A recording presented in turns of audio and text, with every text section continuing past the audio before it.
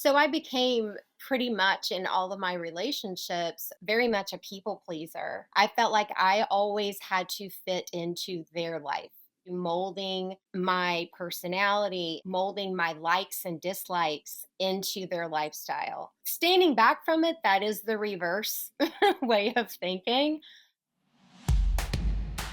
Welcome to the Habit of Possibility podcast, the show about turning obstacles into opportunities. I'm your host, Robbie Spier Miller. Today, our guest is Michelle Spencer of Bayside Hypnosis. Together, we will explore how to break that old relationship cycle and go from being a people pleaser to becoming a healthy partner. Hello, everybody. This is Robbie Spier Miller, your host of the Habit of Possibility podcast. Today, I'm interviewing Michelle Spencer, who is a longtime colleague of mine and the owner of Bayside Hypnosis in Pensacola, Florida. And we're here to talk about how to have possibilities in relationships. And my personal experience and what I've observed with thousands of clients has been that where problems start to happen in relationships and where things go wonky is when we don't see possibilities. We feel backed into a corner, or we feel like that person is the only person we can be with, or they're giving us something we can't get anywhere else. And when that happens, things go off the rails in relationships in all kinds of ways. So we want to explore this topic and look at how can we become more free to know we're choosing and see the possibilities. And when we do that, we can build much healthier relationships. Even if we stay with the same person our whole life, knowing that we have choices is what frees us to make the relationship healthy. So welcome, Michelle. Thank you. I'm glad to be here. Yeah, Appreciate it. thanks for joining us. Yeah, great. So start by telling us a little bit about, yeah, I know now you have a really good, healthy relationship, but in the past you struggled with some relationship dynamics in your own life. So tell us a little bit about like what was the pattern now that you can stand back and see the bigger picture that the same pattern was happening over and over. Tell us about what that was for you. Well, my pattern in relationships and men were I always felt like I needed that they chose me. So and the flattery of being chosen by someone that may have had more than me, or where I saw opportunity for me to be maybe better. I think it was more of the flattery from someone of being of a higher level than I was, because my self-esteem was a little low, so I would definitely get into the admiration. Once I got into the relationships, and all three of these relationships are identical, then you kind of still you feel pressured, so that was my pattern. Is I would be attracted to something that I never thought I would be able to have in my life, and then once I got it, I didn't really know if I was good enough to keep it. So Mm. and then the self-esteem would pop up, and I would it would just send me spiraling backwards, thinking maybe I made a mistake. Okay, so you felt like you needed to prove that you deserved it or that you were up for it, or make up for something to be able to keep the relationship. Yeah, yeah, it so I became pretty much in all of my relationships, very much a people pleaser. My self-esteem wasn't very high, so I felt like I always had to fit into their life. So Mhm, I would become very organic, into molding my personality, into molding my likes and dislikes into fitting into their lifestyle. So, and it's kind of the standing back from it, that is the reverse way of thinking. But a lot of that had to do with my childhood, how I was raised, some trauma that happened, and it just really made my mind think in a different way. So I didn't only do this in romantic relationships, I would also do it in personal relationships with friends. I would always go with what they wanted to do. I would never really make a decision. It would always be very fluid, and I would just kind of move through whether I wanted to or not. So, and it's mhm. amazing at how I could really get myself into situations that I did not want to be in. And there's a almost like a way of fighting for it because you don't want to fail, you don't want them to dislike you. So you would stay in the relationship for reasons, that don't even make any sense today. It's almost hard for me to explain them, but I would stay in there with reasons that were self gratification to myself instead of the Mm. other person. Okay. So your neediness, was the thing that made you it eclipsed everything else, and so you were kind of, in hypnosis, they wanted to change the word hypnosis to monoideism. It was Mhm. Dr. James Reid who named hypnosis, and he regretted it because hypnos means sleep, and hypnosis isn't sleep. And the reason he wanted to rename it to monoideism, which means a single idea or obsession, is because we're all in these hypnotic trances, or we all always have some kind of obsession. It's just human nature. It's Right. how our minds work. And what you're saying is that your obsession was proving that you deserved to be there and you would do anything to do that. And it eclipsed everything else. And you would be willing to give up so much to do that and be very vulnerable to other people for that reason because it gives them the freedom if they are the kind of people to take advantage. Yeah. And if they're not the kind of people that take advantage, they might feel like the relationship's a little wonky because it's kind of weird to be with somebody who's, such a chameleon and always changing themselves for you and not having any needs. Yeah. You hit on a really good point. I always needed to feel wanted because I Mhm. never felt wanted. And so if someone showed me any type of admiration that made me feel like I was wanted, then I would turn into, like you said, the chameleon to satisfy their needs.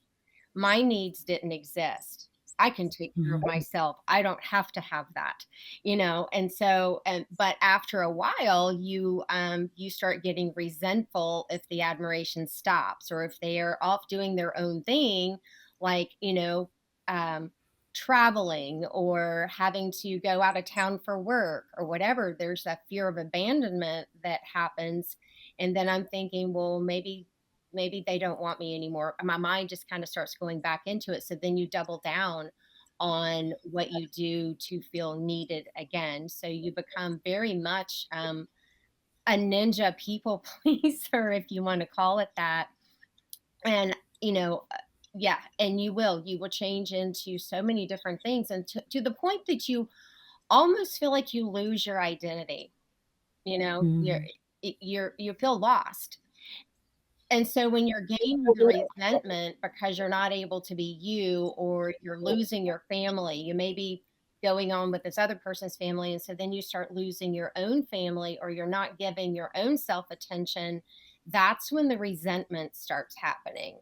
And this is definitely, a side effect of being a people pleaser is eventually you tap out and you in your little baby brain starts backing out of the relationship very slowly, trying not to hurt anyone's feelings, but you will start I would start nitpicking them. I would start nitpicking why they do this and why it's not fitting into my life anymore. Which, I went into this Mhm. relationship. How am I going to fit into that person's life?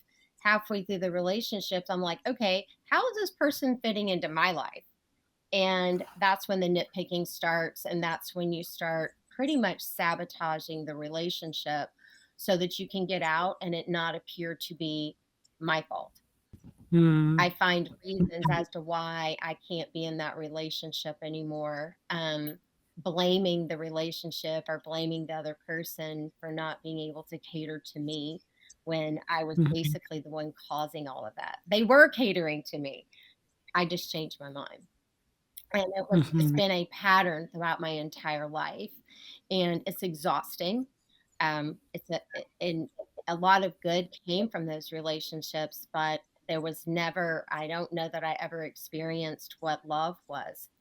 So, Mhm. then you start you start questioning what is love, and if I was loved, would I know it? It's a very odd feeling. So then you start feeling kind of lonely Mm. in your own self. For sure. Like the person didn't even know you because you weren't willing to be you. And so they were dating a chameleon who was trying to be the way they wanted you to be. Yeah, so it's not very trusting. Now Mm. where I thought I was being that way, this was all wholehearted. This isn't anything that I was even remotely aware of. But when you're in a relationship, and if you don't feel loved, there's something going on in you. Especially if the other person is providing, and they're wanting to be around you, and their actions are doing all the things that are showing love. But if you have a feeling of not being needed or not being loved, then it's something that's a lot deeper than the relationship. It happened way before, and I just had no idea. So, and I believe there's so many people roaming around on the face of this earth feeling this exact same way. If you're enjoying this podcast, please like and follow us and post a review so other people can find us too. Years ago, when I moved 2 offices ago, I moved my furniture from one office to another. And I'd hired this moving company where, for the second time, and the first time they did a fabulous job, but the second time they sent other movers and they were terrible. And they scratched stuff. And I remember when they moved my desk into the office, when they were leaving, they were complimenting me on what a great desk it was and how beautiful it was. It was nothing fancy, right? But I was like, that's so weird that they're complimenting me on this desk. So I go look at the desk and there's this huge scratch across the front of the desk. And so, they were trying to distract me from noticing the scratch on the desk because they were playing my ego, right? If they complimented me, then I'm feeling good and focused on that. And in a way, you were conning each other, not on purpose. But in those types of relationships, probably the con to them was like, wow, I found this beautiful woman who will be exactly the way I want a woman to be. And then the con to you was that you thought that was love, Yes, absolutely. right? Mhm. And Or it them will complimenting you. yeah, and it does, being in this pattern or in this strategy, it does promote me to be attracted to people that really like to give admiration, or that would like to flatter me with things that I like. And so it's almost like two wounded souls coming together. And I'm here to save you. I'm here to fix you. Let me do this for you. Turning myself into 50 different shapes of pretzel, so that this person will like me. And it's giving them the admiration and flattery that they're wanting because of their own insecurity. So they never get tired of it. They love the people pleasing because they have, like, the relationships I was in, they had the desire to feel wanted, you know, and so I was able to do that. They were giving it back to me. So it was like a ping pong match on how long can we keep this going.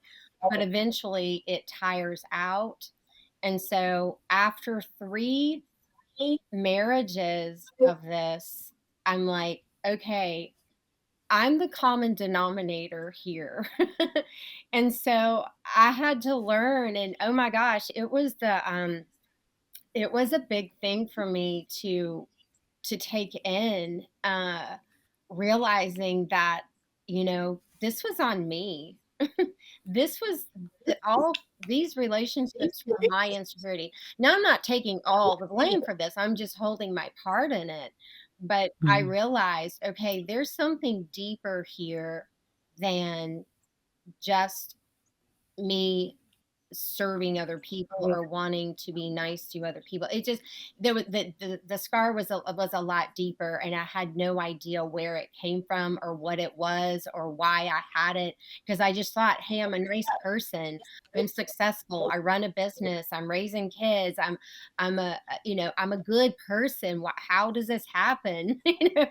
And so moving past that was a big it was a big thing to swallow for me, because Mm. my whole life I worked so hard to please people, and so learning how to accept myself and accept where I was in my life of being this ninja people pleaser was a I don't even know what to call it, but I'll say it was a swift kick to my butt that I didn't like admitting.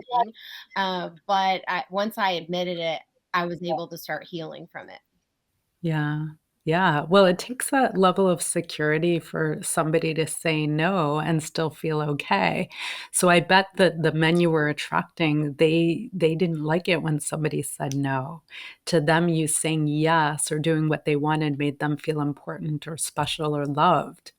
And so there was a yin and yang to this, which is why you were attracting people who were, the opposite side of the coin to you. That's right. I was never taught what a boundary was.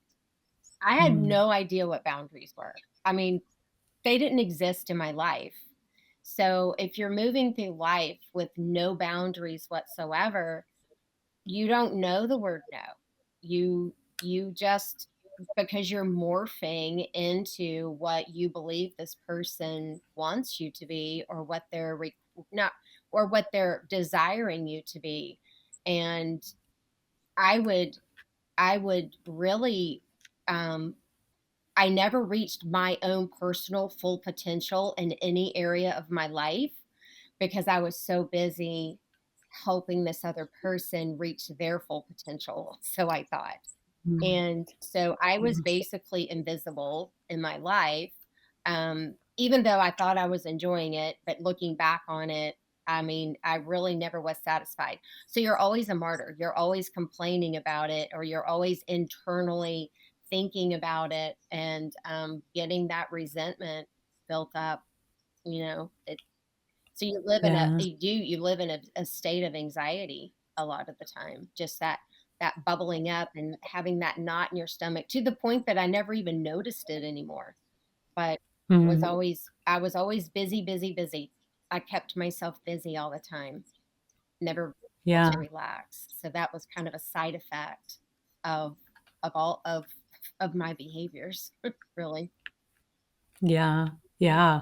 So you were, the signs you were looking for that this person cares about you or loves you were not real signs. They were signs of them taking advantage of you or being needy in their own way.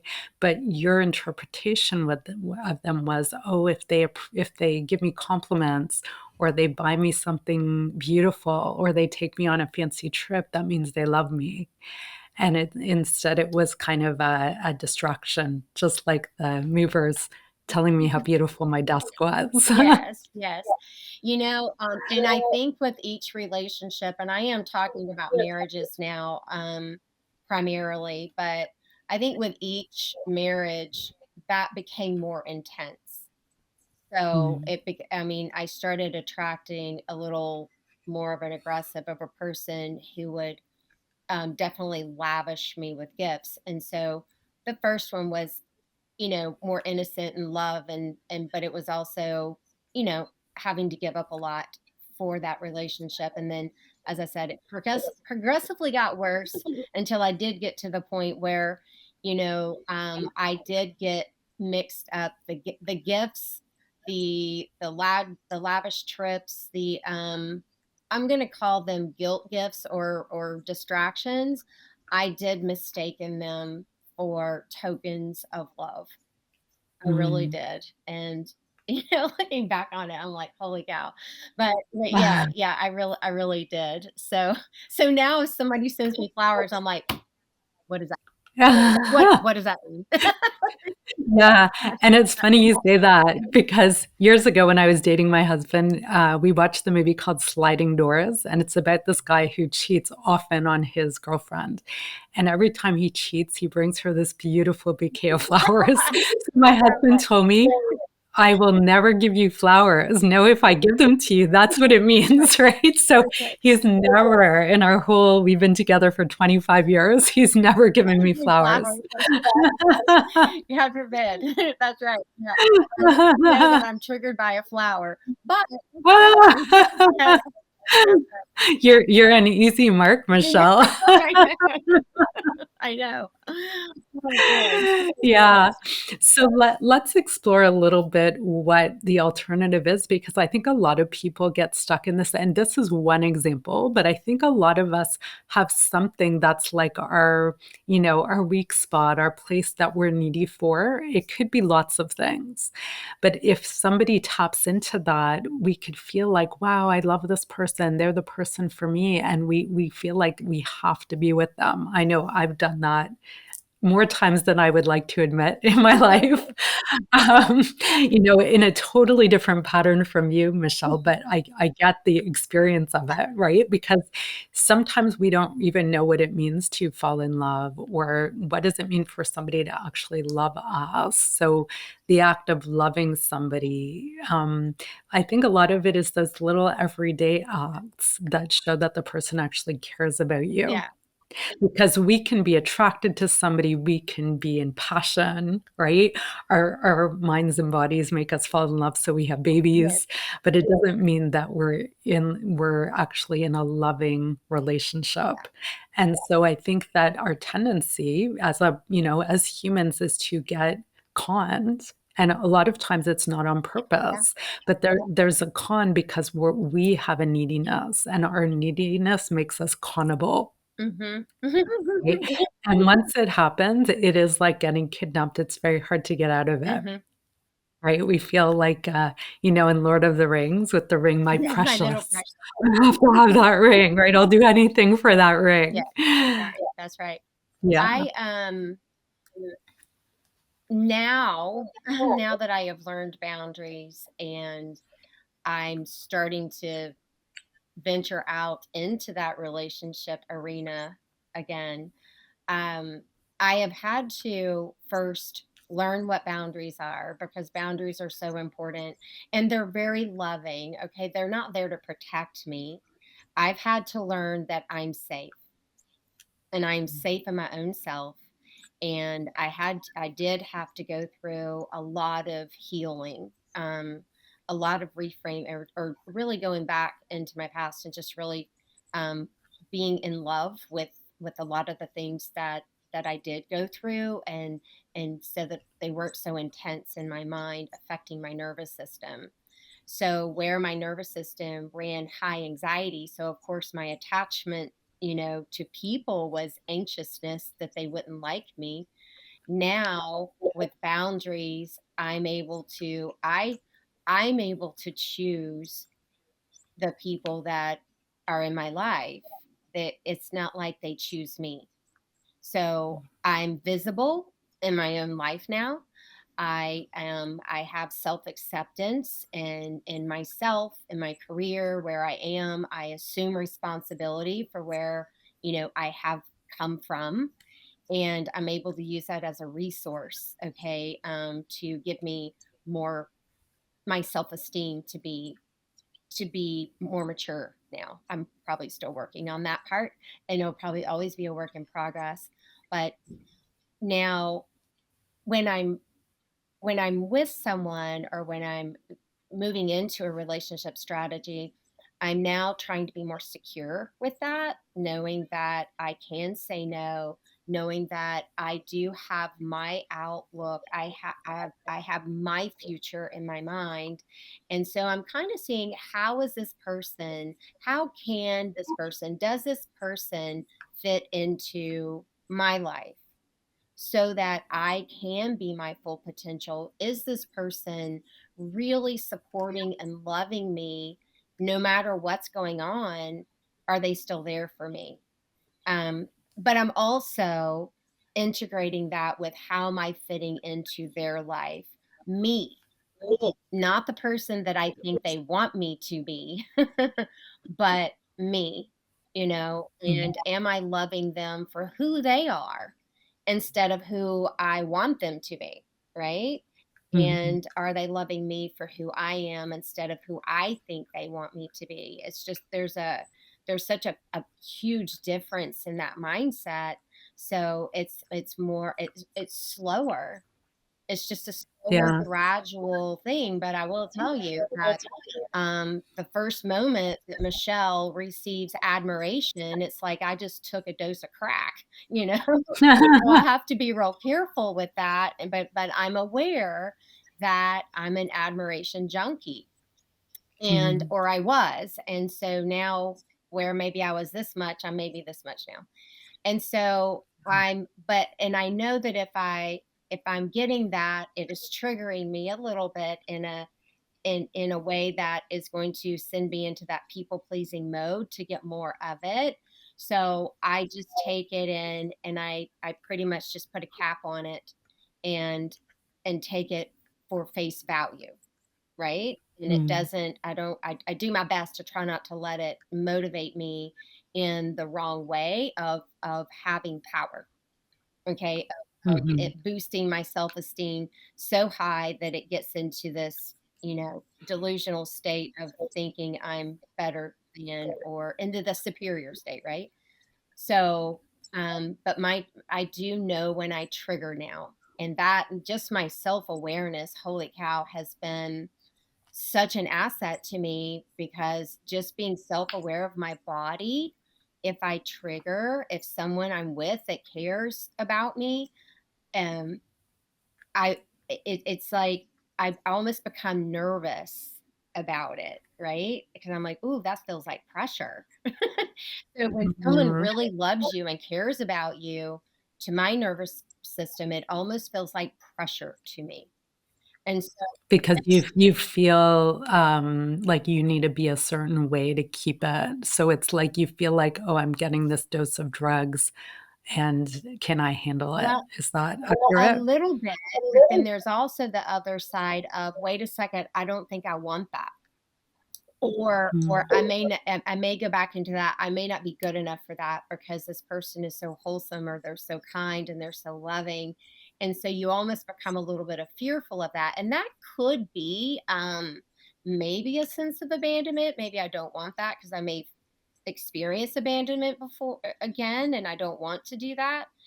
So, Mhm. there's always that question. I just know that I recognize it, and I may not know why it's happening, but I recognize when my nervous system, triggers so that I can really get out of it and stand back and really look at this person in a loving way and say, "Hey," to myself, "Hey, this is what's supposed to be happening."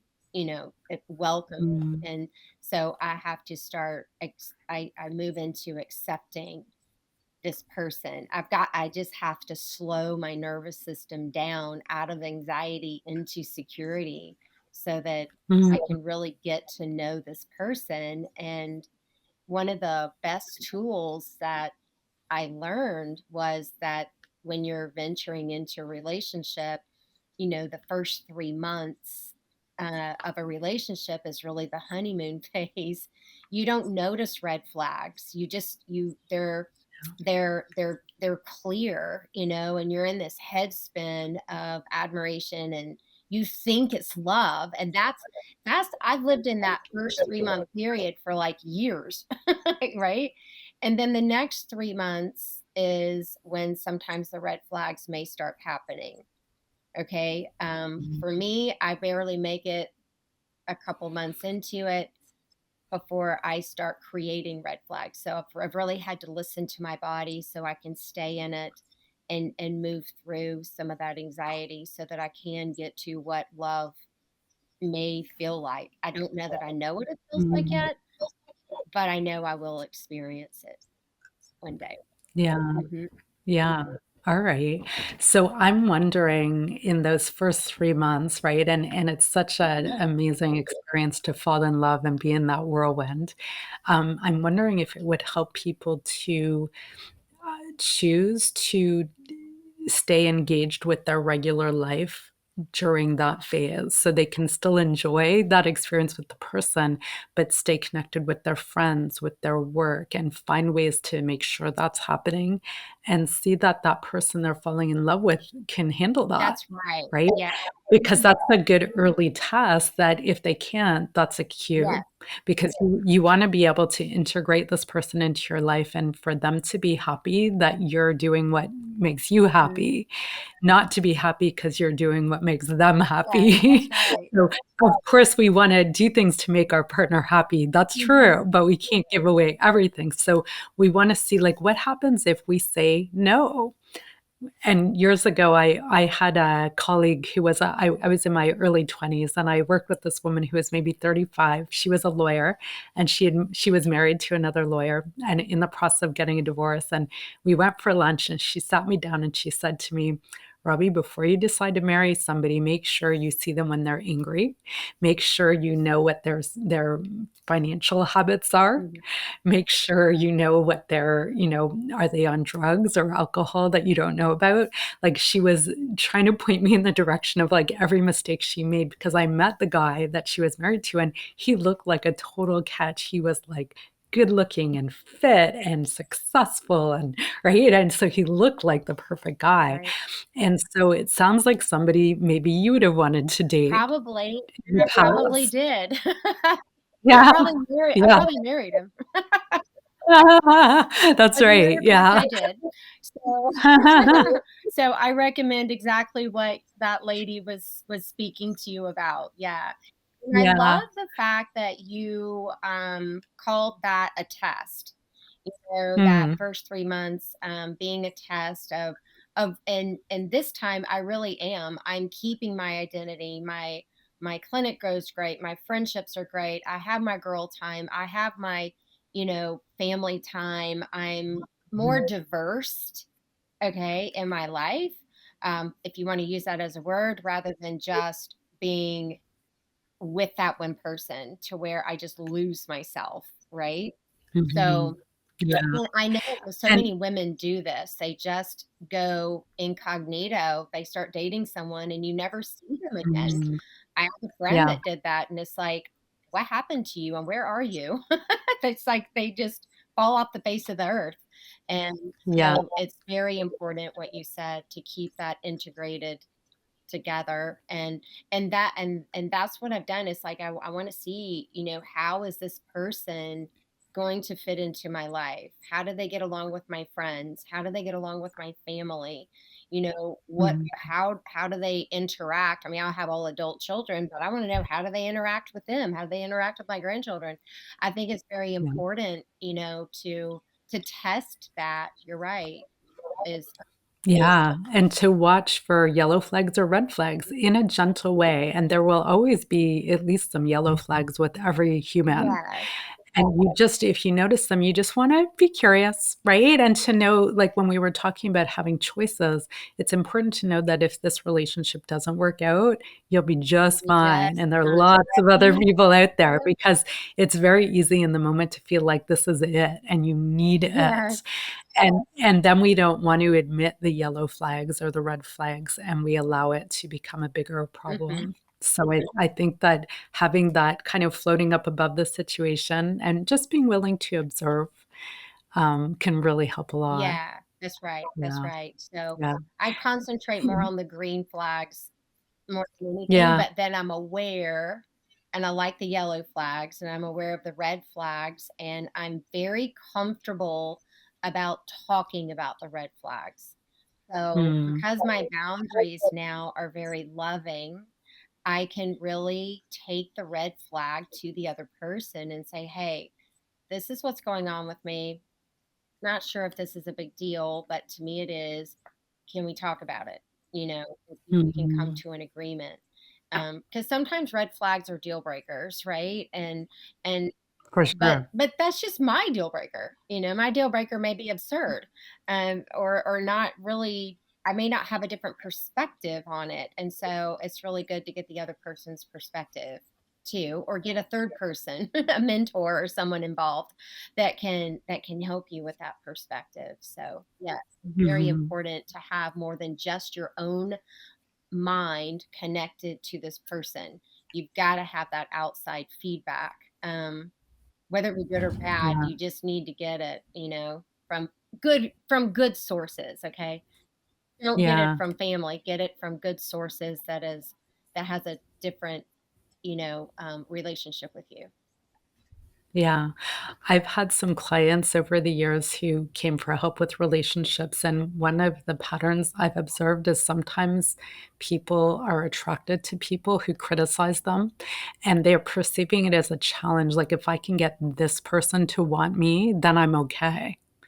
And that's very dangerous because then you attract people who are, like, hypercritical and will never be supportive, and then becomes a big merry-go-round, and these people often are very beautiful and charismatic and successful and right, and they're feeling terrible about themselves because they're putting themselves in the situation where the person they want approval from will never, ever, ever give it to them. Right. And they'll think that the people who will give them approval, like, they're boring, right? They're not attracted to That's them, right. right? Or they'll be attracted to them at first, but as soon as they get approval from them, they're Yeah, done, and they'll look for a reason to leave. that was So that yeah, used to yeah. be me. Yeah, that's right. And you can see from the other person's point of view, so if you were in a relationship with somebody like that, how heartbreaking that is for the other person, because here they've fallen in love with you and they're into it, and then you all of a sudden you You flip flip. and leave. Yeah. Yeah, you Yeah. flip. You flip. Mhm. So, yeah, Yeah. that's been the struggle of my patterns. So Mhm. it's been a lot to get out of it, or to bring on a new pattern, and I just have had to have a lot of self-awareness, a lot of forgiveness, a lot of support to get this Mhm. new mindset. And I'm still a work in progress. I think I'll always will be, but as long as I have self-acceptance, and I can really feel my body when I trigger, then I can readjust myself. And I'm just hoping and praying that those triggers get further and further and further apart. So, Mm. because I think everyone out there deserves to be loved, and we all deserve to love. And Yeah. just looking so forward to it when it happens. But and it will, and it's exciting to heal from this, and to recognize it, and then to want to change it. So, Yeah. You're becoming the person who can have that type of that's right. relationship. And it's happening and you're growing into it, and the more you do, the easier it is to build a relationship Mhm. like that. So, sometimes it happens because 'cause we've grown ourselves and we're ready for that other person, and sometimes we meet somebody and we're not quite ready, but both people are willing to grow together or to use the relationship as like a crucible to mature, Yeah, if that makes yeah, that's sense. right. I had to, this is another thing to hit on what you just said. I had to lose that thought that, "Am I ready?" Mhm. A Yeah. people pleaser is very hard on themselves. And so we never feel like we're ready, because we never feel like we're good enough, and we never feel like we're going to, have the right answer or choose the right person.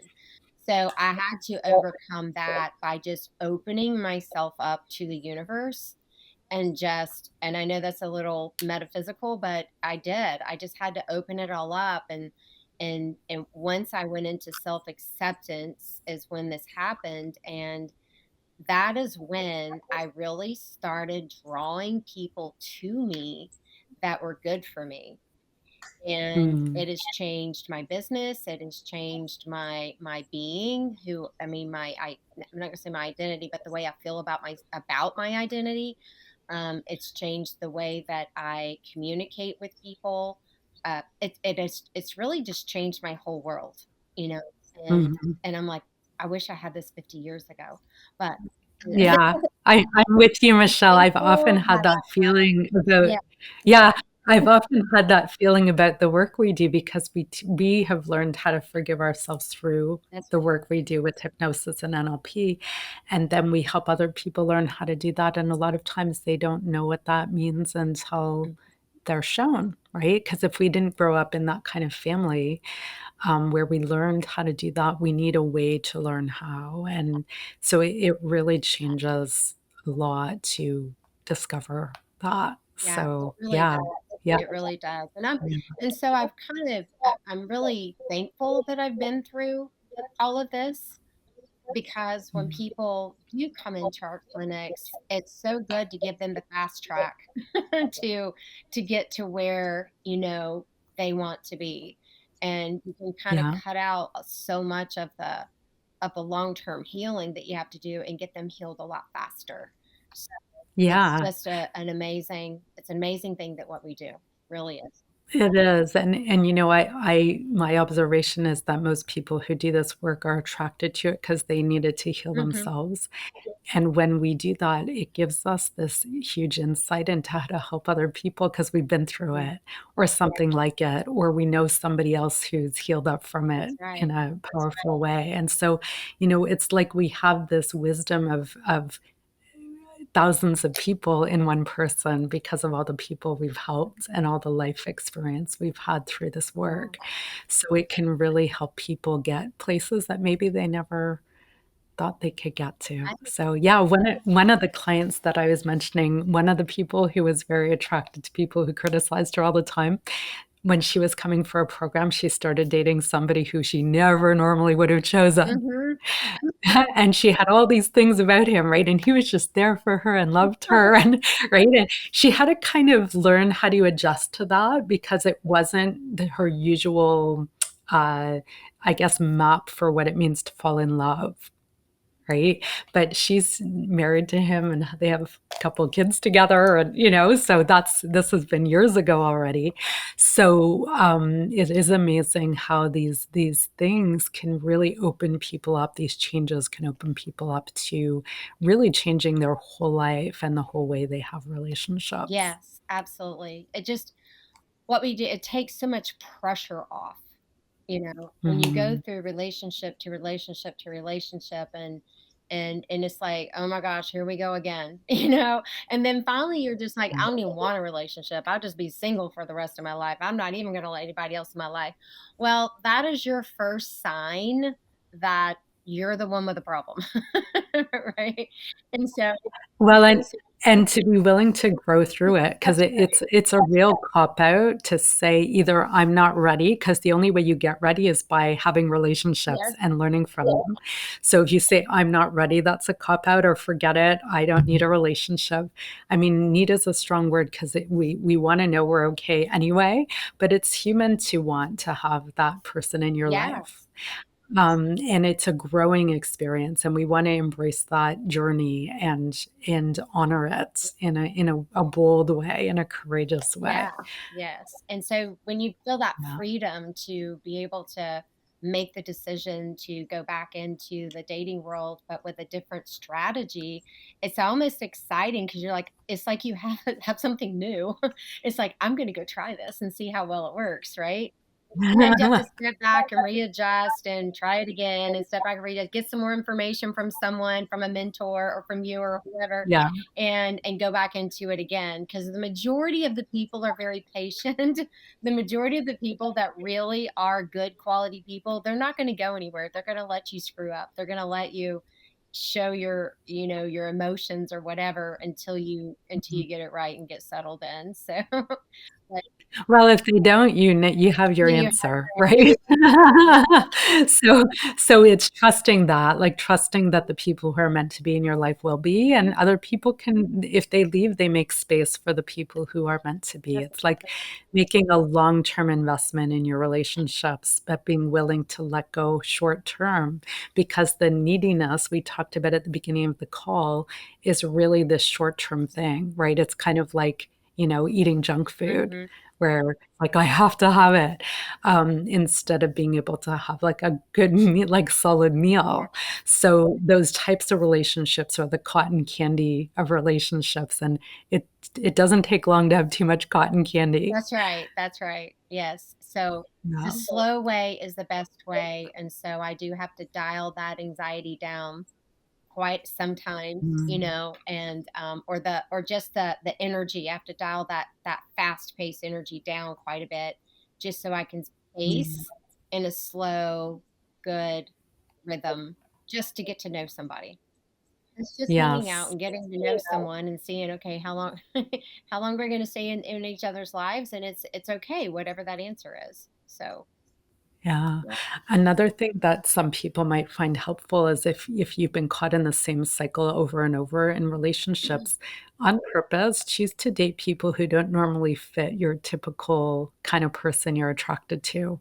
And you may or may not end up with them, right? It might end up just being a pleasant experience or a not pleasant experience or interesting, but you'll discover aspects of people that you like because I think that part of, a mature approach to a relationship is actually knowing what really matters to you. What do you value in a person? Yes, And that's huge. if you've been so obsessed with one specific quality or way they're treating you, that's not even who they are, so you have no idea what matters to you, and if you're a people pleaser, you definitely have no idea what matters to you in a No, relationship.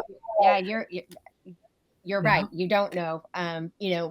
My values were totally upside down. I Mhm. ended up valuing money. Okay. So I thought Mhm. it was love, and I thought that, oh my gosh, this person wants me and look at everything they have. It was like, oh, Yeah. I never had that in my life. I grew up poor Yeah. and didn't have that much money.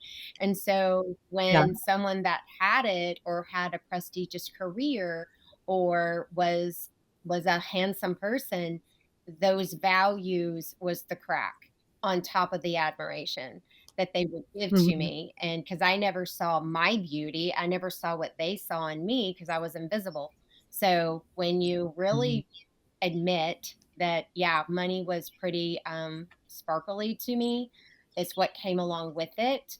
Uh, then it I have to start changing those values. So now that my value is more toward people, I can now see past the shininess. I can see the person and that value of money where it is still an important value, it is not the number one. So I have a feeling now that it's a person, it will be more love enhanced rather than, you know, material objects or whatever it is that, was wooing me before. Now it's going to be more of the person and how that person integrates into my life and supports me so that I can reach my full potential as well as they are at the same time. So totally Mhm. different Yeah. connection, totally different connection than before, but a whole lot more rewarding and a lot, in my body's just so casual with it. It feels so good. It's like I can feel my breathing when I'm in this state. So if there's someone out there that doesn't have this state, they need to reach out and really work on that because it's not worth living life like that at all. It's Yeah. just not. We are Yeah, we are for all, sure. as humans, we're all worth more than what we realize. Yeah. Yeah, it's so interesting as you talk about this because 'cause I've worked with some men who are famous, like, maybe they're like a sportscaster or a radio or TV announcer, an actor, or somebody like Uh-huh. that. So I've worked with a number of people like that, and sometimes when they're struggling with dating, they'll choose on purpose to take like, if it's a guy, they'll choose to take a woman to, like, a total hole-in-the-wall restaurant, drive a crappy car, right? Like, they'll remove any evidence of what they have. I think ultimately people find out anyway, but they're really wanting to minimize that factor in dating to see, does the person actually want to spend time with me, or do they want me to buy them things and give them things or have the lifestyle or be seen on my arm or something. Right. So yeah, I think there are practical things we can do and also emotional growth things we can do to Mhm. to explore. I think exploring is a good word because, of course, it's lovely for somebody to treat you to a beautiful dinner or buy you flowers or whatever, you know. I love flowers, even though my husband will never give them to me. Of course, it's lovely, but there, I think that the situations we're describing here, where that's the thing, that's the ultimate, right? And there's a neediness about it, which is different from just enjoying it and appreciating it, Right. and knowing that we can also have other choices, and it's not doesn't mean anything about us as a person or them as a person. Yeah, that's right. And I really came to realize, and this was a hard one for me to swallow as well, is that I was very self-centered, you know? It was like everything I was doing that seemed so loving to me, it was all for me. Yeah, well, people pleasers tend to be like that. You know, I'm a recovered people pleaser too, and when I realized I was doing it for selfish reasons, that was a bit of a shock, Yeah, you're right? like, But the yeah. yeah, Yeah, because you think, "I'm doing all these things for people, you know, how could I possibly be selfish?" And then you realize you're doing it because you wanna feel safe or wanted or accepted or not abandoned. yes. Yeah, or like a good It's person. just icky. It's just you get the ick for Yeah. your own self, and you're like, "Ew, that's what I was doing?"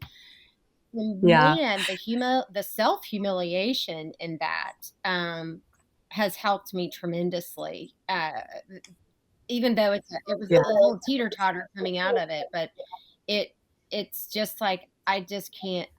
I'm sure I do it subliminally because it's, like, in me, but man, I've really stepped back from that and tried to get a hold of that because it needs to be, you know, it needs to be about the other person. You know, life isn't about me.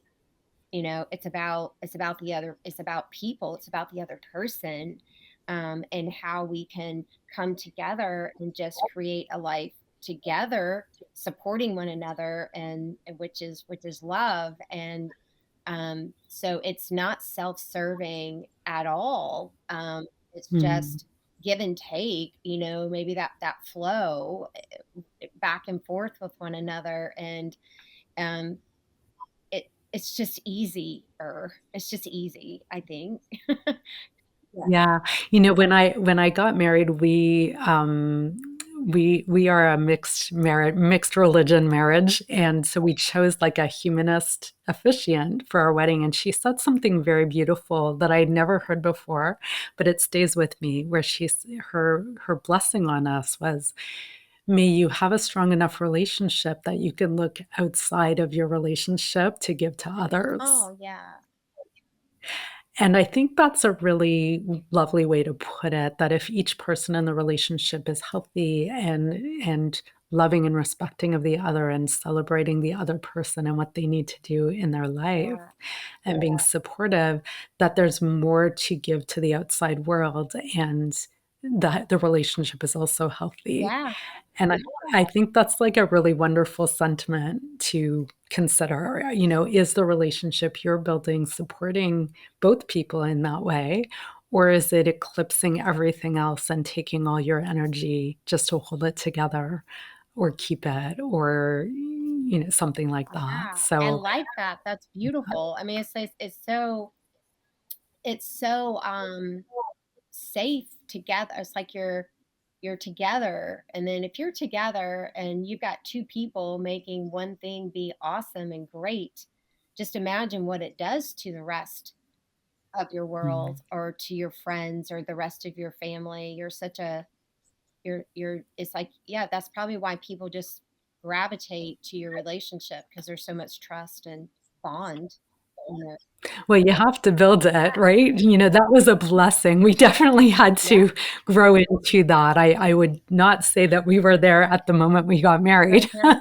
But one thing I really appreciate about my marriage is that we both of us have grown and changed a lot, and we've given each other space to do that. And before I was with my husband, dated people who didn't like change. They wanted to stay the same, and they wanted me to stay the same. And thank God glad I did not choose to spend my life with somebody like that because the breezes need to blow through and there needs to be space to grow and to change and to go through ups and downs. And so it's really, I think that's a really great criteria for seeing, is this a fit? How does this person manage change? Are they willing to be open to it? Are they supportive about that? Because you will change no matter what. So Yes, you may as well be with yes, somebody who can handle yes, it. yes. Right? That's right. I'm thinking Yeah. that the old me or my old strategies is that was a lot for people to handle. I'm hoping that now my new strategies is easier for someone to handle, that they can now handle me. Yeah. Yeah, awesome. Great. All right, well, we're gonna wrap this up because 'cause we're way over time, but I kept going because this is such an important and interesting topic. Yeah. So thank you so much, Michelle. Share with people how they can get in touch with you. Okay, well, I own Bayside Hypnosis in Pensacola, Florida. And if you want to reach out to me, I can chat with you at any time. My number is 850-293-3933, and that is in the States. Or you can email me at michelle@baysidehypnosis.com. So I am on Facebook, Instagram, and all of that. So you can follow there. I do talk a lot about relationships, so I'm more than happy to help anyone with it if they need it, for sure. Thank you. Great. Thanks so much. If you are interested in connecting with me and learning about personal and business coaching, consulting, and training opportunities, go to mindlinkconsulting.com or hypnosistrainingcanada.com and schedule your free consultation. Let us know what you think of the show. Reach out to us at mindlinkconsulting.com. And if you like this show, please rate and review us so other people can find us too. Thanks so much for tuning in. I'm Robbie Spier Miller, the host of the Habit of Possibility podcast. Tune in next time to learn more about how you can turn obstacles into opportunities and make the most of your life and career.